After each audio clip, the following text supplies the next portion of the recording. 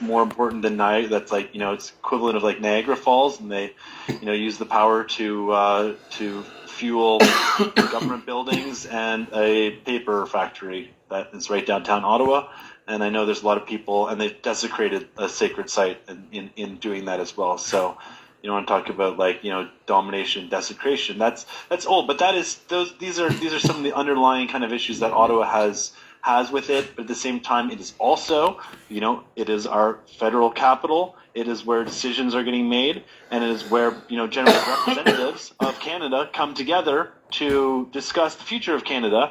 And right now, thanks to Pat King and, thousands of other organizers and people who have been influential in making this all happen, like, we're seeing Canada being lit up with possibility, and this is vibrating out all around the world too, where we're seeing others view like, wow, this is a really powerful, tactic towards bringing people together.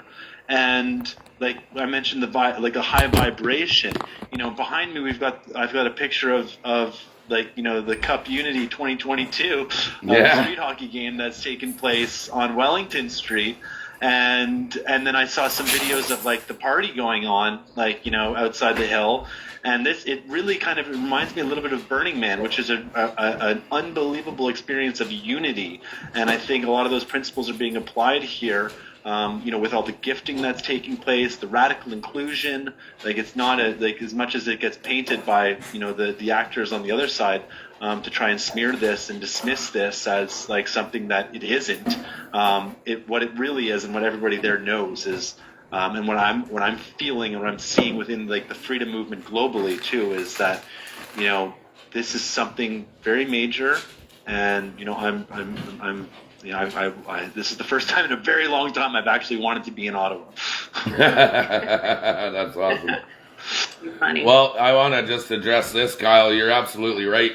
This is the vibes that we're going. It's like a giant tailgate party that Ottawa's been needing for a while. But you see, the last time I was here, and I just want to dive right into it. I've been a thorn in your brother's side for a very long time, and it isn't because I don't like him. It's because of the fact that what he's been doing to our people and doing to Canada in general, it's just not allowed when we look at what's happening. So you said something really important the other night that hit home to me, and I know it to be true.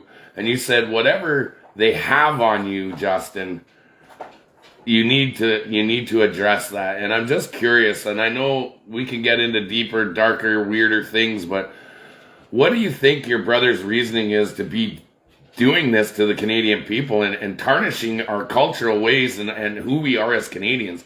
What is the drive that is his reasoning for all of this? What do you think? Right. Well, I mean, I'm going to start by saying, like, Justin is, the leader of the Liberal Party, and everything that's coming out of his mouth right now is written. All of his tweets are being produced by a team.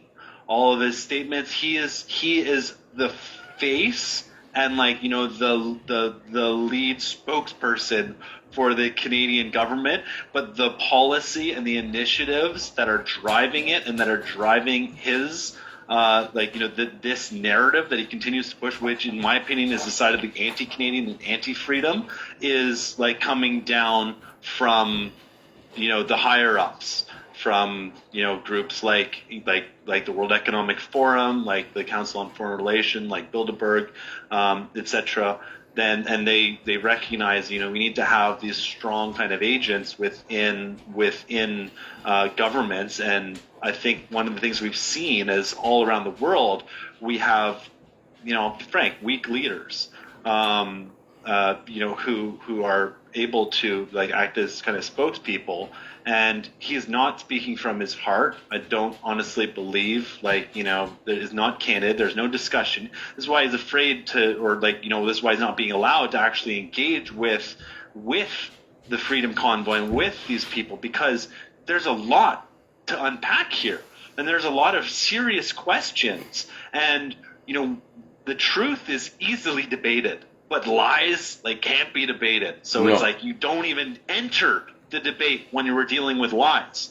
So, and then also, like, you know, when you look at like the history of people like Jeffrey Epstein, like what their role was, you know, to trap people and blackmail people, and like, you know, you think about a lifetime of opulence and opportunity, like, you know, you're probably you make mistakes, and or like, you know, you get coerced into doing something bad. And I've heard from, you know, multiple people, like not specific to Justin, but like of situations where, you know, all of a sudden it's like, you know, this girl comes out of nowhere and she's on it, and you're in a special room or a special house, and it's like, come on, Yeah. let's do that. Oh, you're married, but they're like pushing, and they're trying to make something happen. And this is how, like, you know, when a camera's on, then it's recorded, then you're blackmailed. And so, like, blackmail is a very powerful tool. And I'm not suggesting, I don't have any evidence. I'm not saying anything, but like, you know, generally, like, you know, if we know that whole infrastructure is in place, like, you know, to keep people in power accountable and on narrative, you know, I mean, as a prime minister, as one of, like, you know, the leaders of you know, one of the great nations of the planet, you know, you can come to your own conclusions about what you know, what might have taken place, and that would kind of, like, you know, and that's part of, like, you know, this committing yourself to this cause is like, okay, going to get all this power, and you're going to get all this wonderful world, but you got to do this line. And when you commit to that, and then you don't know that, oh, you know what, 10 years later or whatever, we're going to all of a sudden impose like medical tyranny and, you know, tantamount to genocide on a population. Like, man, I didn't sign up for that. Well, it doesn't matter that you didn't sign up for that, because you're in it now. You've got to do it because, you know, we've got you by the balls. Right. So, and by the way, Kyle, so in 2020, he did an article he was interviewed by the National Post, and he spoke openly and factually from his point of view, and it caused him, for his family, to shut him out. So he's been going over a year now without any contact, and they don't talk to him because he went against the establishment. yeah, and that article too, like, that was like an interview article that I did with like a reporter, and then obviously they cherry picked, like, you know, what they wanted. And I'll be fair to them, they did a good job. They didn't, like, I told them, I was like, I'm going to talk about Event 201. I want you to know about Event 201, and like, but I guarantee you try and put it in your story, like, just try. It's not going to make it to the publisher. Grab my charger from my phone on the wall. And We lost your sound there, Pat. Yeah, I know. I'm trying to get somebody to use it. Okay. But anyway, that was the nice thing about, I don't know, I felt what I liked about, you know, doing that thing with the Western Standard was like, okay, this is fully recorded, this is present, you can see me, like, you know, you can see her, we're having a good discussion about this, because, you know, when you take quotes and you put them in articles and you line it up with this I dissent, anti-vaxxer, like, you know, like labels and subjugation, then it kind of creates a narrative. And I know, Pat, like, you're dealing with that too. Oh, absolutely. Like, you know, they're trying to label you as, like, you know, trying to dismiss you and put you into, you know, this little corner. And, you know, I think one of the most important things that all of us need to kind of realize in this is, like, they're just trying to bait us and trying to get us angry. Divided. Because when we get angry, when you let somebody make you angry, you're giving them power. So let's not let anybody make us angry here. Listen to those things, understand where they're coming, but be the better person, and just, you know, don't let it get you angry. You know, fight fear and, like, negative attacks with love and truth and purpose. And when we come from this purpose point of view of what is the purpose of the convoy truck, and I mean, I think it's about freedom in Canada and restoring freedom in Canada. And, like, you know, we believe in a Canada that is free. Who disagrees with that? Like, you know, if that is your highest level purpose, that is an umbrella that people can come together underneath. Like, you know, and then when you get into the specifics, as we get deeper within it, like, yeah, there's naturally going to be disagreements. some people want to go this way, some people want to go that way. But as long as we can all agree on this high-level, massive transformational purpose that we want Canada to be a free and prosperous country, then we can all operate from that shared. We've got common ground, and we can recognize too that we do not, seek rulers. We do not believe in non-sovereign actors like controlling our lives and having access, being able to dictate, that we must take these fake vaccines and experimental drugs, in order to survive and thrive. Well, and you're right, and that's what this is all about, and it is about freedom, it is about body autonomy, it is about choice. But my thing is with this is, he needs to be a leader that stands up for his people. He needs to be a leader who can present himself in a manner that earns the respect of a nation.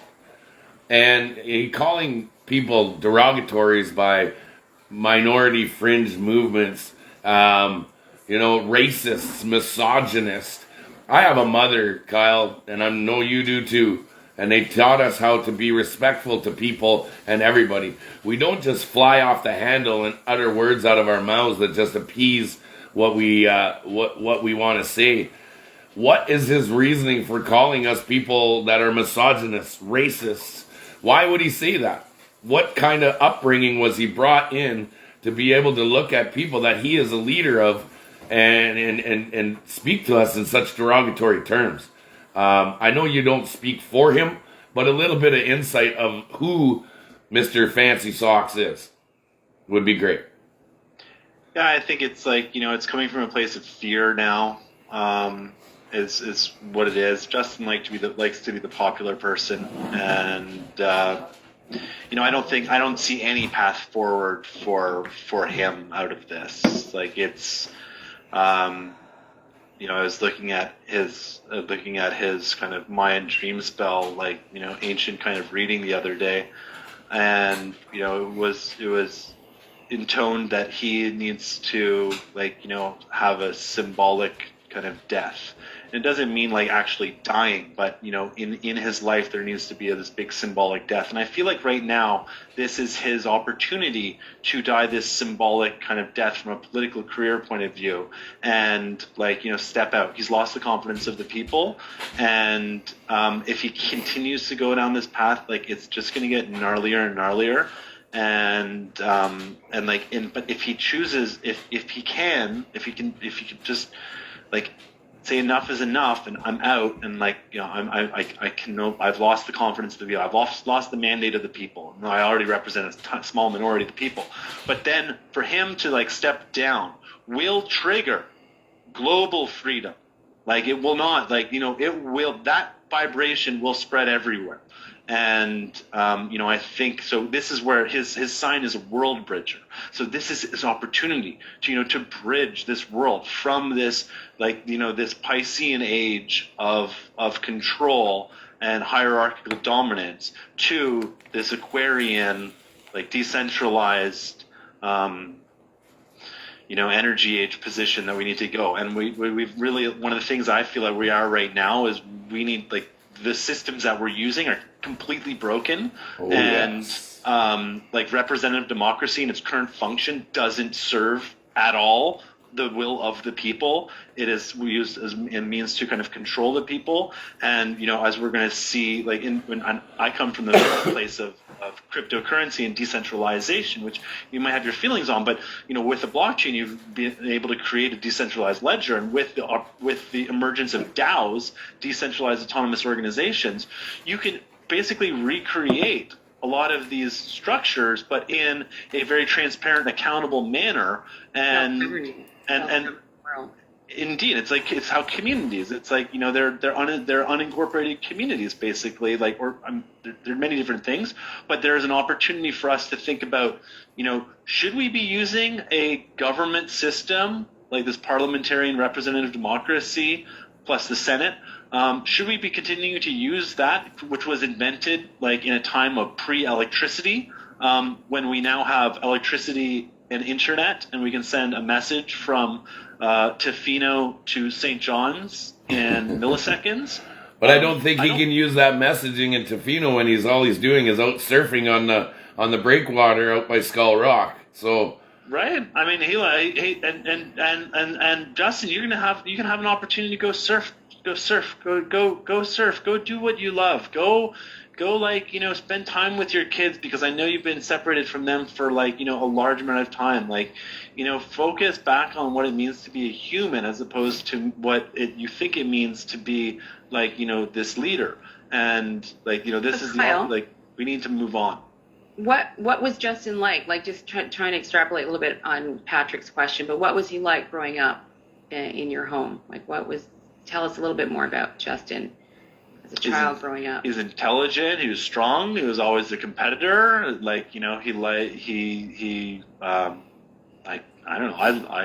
I love Justin. I love him as a brother, as a human from our times before. I'm really disappointed where we are now, but he was always kind of he was. I mean, we were kind of competitive, but he was a builder and a creator, and like likes to read a ton, and when we'd play all sorts of different games together, and he taught me how to snowboard, and canoeing, and I don't know, we've done a lot of many different kind of things, but we had I'd say in 2007 we had a bit of a breakdown, or maybe 2008, like after the SPP summit in Montebello. I was like, man, like these agents provocateurs like coming in and busting up this is like, this doesn't stand up. Plus 9/11, I always was talking about like the questions around that, and it just like it's like when you're so deep on a narrative, when like already I could see the priming towards it, and this was getting kind of dangerous, because it's like you can't listen to the truth about those things, so it's like automatic, or even be open for discussion and debate about these things. And that's when I've gone my way and looking at like at a very like macro level systems change about like that's why I got really interested in Bitcoin, because like I saw it and still view it as an opportunity to remove power from central banks, and like saw it as kind of the scalpel to the central banks cancer. And that's why I still kind of believe in that. But from our relationship and him, like I always had respect for him. He was able to really communicate well with a lot of people, touch people. Like he's really good at being like a connector, and when the story's right, when the narrative's right, he's good. But like now we're seeing he's in a top position, and he's just reading the script, and it's getting pretty ugly, and like all of a sudden now he's not popular anymore. And then like in the last election, everywhere he was going, he was greeted by like serious opposition, people being like fed up and pissed off, and so. Well, we're seeing what the product of the end game that he's trying to deliver to us. And nobody wants that. So as we stand here and watch it, we're just asking. We're asking to be able to go to work. We're asking to be able to get appropriate medical treatment. We're asking to end this nonsense. 2 weeks to flatten the curve, yet we can't. He's the leader of this country.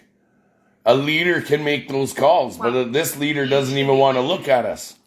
He should be listening to us. What do we have to say? Why are we here? We're here for a reason, instead of running.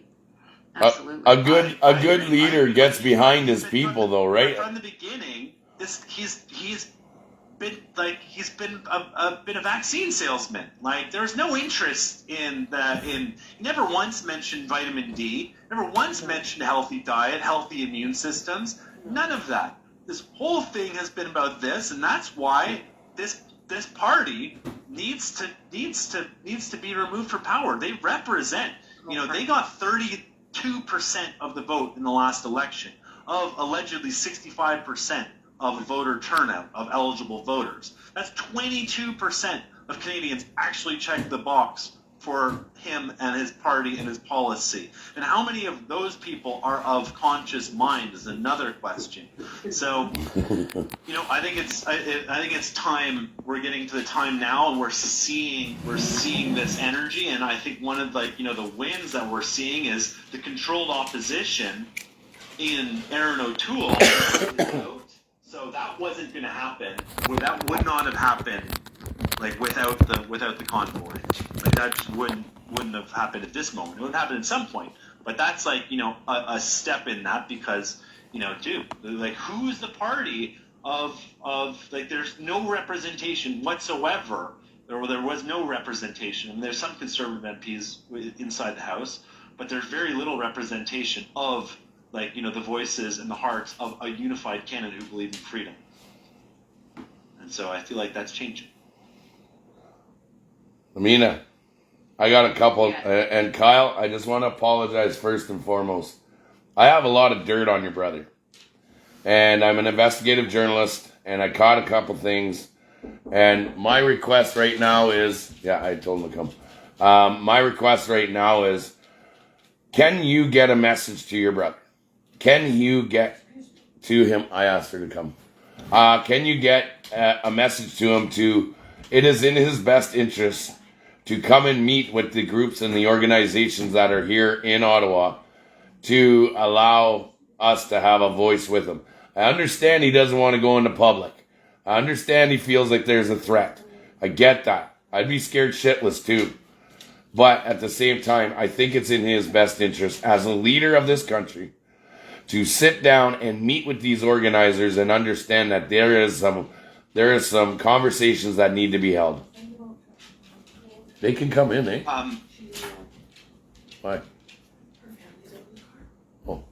A message from me, personally saying that, is I can send a message, but I think we need to publicly state this message as we're sending it right now of rallying creating that cataclysm, because this is a public unified thing. We want and if it's not showing up to showing up to the front of Parliament Hill for it, it's we want to we need to identify what is this ideal outcome that you want here, which is to meet with the organizers, to meet with him. Is it closed doors, off camera? Is it going to be recorded? Do we want it to be how long? What are the topics that are going to cover? And creating that safe space, maybe in a private zone. But yes, I wish I could tell you, Pat, that I can say jump and he'll jump, but that's not me. I'm on the outside, but I know that he absolutely has to. He must meet with you, or people must meet with you. To continue these discussions. Well, we ain't going anywhere. I can tell you that much. Right? We've all made an oath to each other that we are not leaving until he shows his face. Well, and more than just him showing his face, if he shows up, you're just going to leave? No. No, when we say show his face, meaning he sits at the table. Sit at the table. Sit at the table. Show up to work. Exactly. Show up to Parliament Hill. Show your face anywhere. To be open for discussion. You can't hide. Does not need to be quarantined. We can't hide. We can't hide. And if it's if you're not willing to do that, then I've got a message from some people being we've got a place for him to exile. I was okay. Right. That's if you want to do that, if you need to get out, or you're gonna leave, but we're not gonna deal with a hologram of you, speaking virtually, because we are also in a crazy age where you can basically have holograms representing people. We don't even know if we can't actually see you in person. We don't even really know with the sophistication of technology that you're a real that is a real person talking on the other end. True story. I agree. I don't realize that. So Pat, what I just want to I want to just step in and just say congratulations today. You had a ceremony and the tribal people gave you a pipe, and Yeah. that is amazing. Well done. You really deserve it. I've now How officially beautiful. become a ceremonial pipe keeper carrier. That's awesome. Wow, that's amazing. I mean, that's not given lightly. No. Like this, No. that is recognition, which is important. Like, we need to recognize and appreciate and celebrate, all the things that we've done. I mean, I saw Ezra's talk the other day, like, when he was talking about, like, we've done it. Like, we've done it. Like, bro, hold on a second. Like, yes, we've done a lot. Let's celebrate all our wins coming together. But, like, this isn't over until, like, as you said, you've taken an oath. We've all taken an oath that we're standing here for freedom. And, and I feel like last time I heard, like, the horn stopped in the night. Is that true? Yeah, just because we want to work and, and be sympathetic to the people around, but yet still get our voices heard. But we have to respect others, right? And that's the whole point of being professional about what we're doing. Exactly. Amen. So it's like, and that just a sign. And it's like, I saw the cleaning, the polishing, the communal effort. Like, these are all wonderful, messages and inspiring behavior that we know, like, they don't want Canadians to really see that, and this is the difference between, like, the, manufactured view of Canada from the media versus the reality of Canada and what's actually taking place. That's right. What happens on the tube is not necessarily true, but I think we're seeing now more than ever, like, citizen journalism and public broadcasting becoming more and more kind of powerful and potent. And So what's the update right now with what's going on and what you're doing? Right now, it turns out we're getting some ground back from the Ottawa Police Services. We've had the Ottawa Chief of Police openly put out a statement saying that he is very impressed with the amount of people that have been here, and no problems, no issues, no aggression, no violence, no damage, no vandalism or anything. So that we're gaining more ground back. So we're getting more chunk of the pavement, I guess you could say. And we've gathered Wellington Street back. We're about to move more trucks in. We're about to make available more opportunities for other vehicles to get in. And, today was just a day where we tried to get a ceremony going. And we're working together with our Algonquin chiefs to hopefully come to some kind of ratification within regards to allowing us to put up our teepees and start to begin with our healing ceremonies. Oh, nice. That's fantastic. Yeah, we're getting some middle of the night vandalism though. So we're looking really? at this present time, we're looking at, and they're just punks. That's all it is. Yeah. And we're just looking at formulating security for the next couple hours, like for the next nights, all the nights that we're out there, so our drivers can have some peace of mind. So security details are being put up, and mainly just a big tailgate party again, having a good time, dancing in the streets, and, and just having fun, playing some hockey, like Kyle's picture in the background. Yeah, I think we've got Friday night. Remember, like in the old days when you.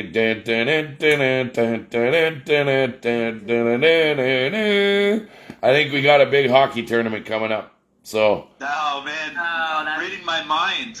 And there's also and the canal too, right? That's also right there. That's right. So encouraging. I mean, like, so one of my other hats that I wear is I'm one of the organizers and leaders of the Decentralized Dance Party. So which is fantastic, by the way. We've hosted giant dance parties all around the world in public spaces, and we use FM transmitters. So we have an FM transmitter that then broadcasts out, so everybody's sound systems are all synced up. Oh, nice. It's a very powerful tool.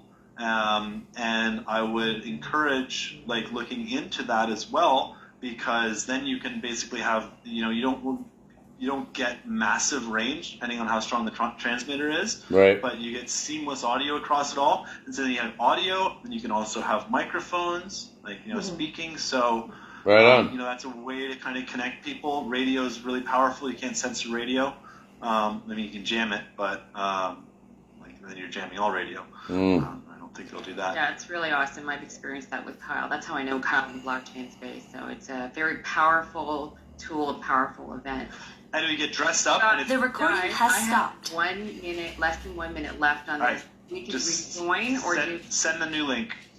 Or we can go on... Same link. You can just click back on the link and come right back on. I just have somebody here right now that I have to address. I've got one of the First Nations daughters here. Then I'll close this up then. Okay. Is that good? Yeah. Okay. Well, Abida, let's keep going. Yeah, I want to come back in. I'll come back in 2 minutes. Give me 2 minutes. Then what we'll do is we'll just...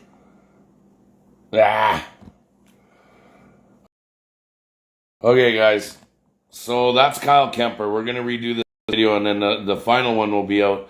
But I want you guys to see that we're doing an interview right now with Kyle Kemper. And I want to get a little bit more nitty-gritty on this, just kind of gently getting a feel for him. But I have to go address somebody that just came to the door. So I'll be right back, guys.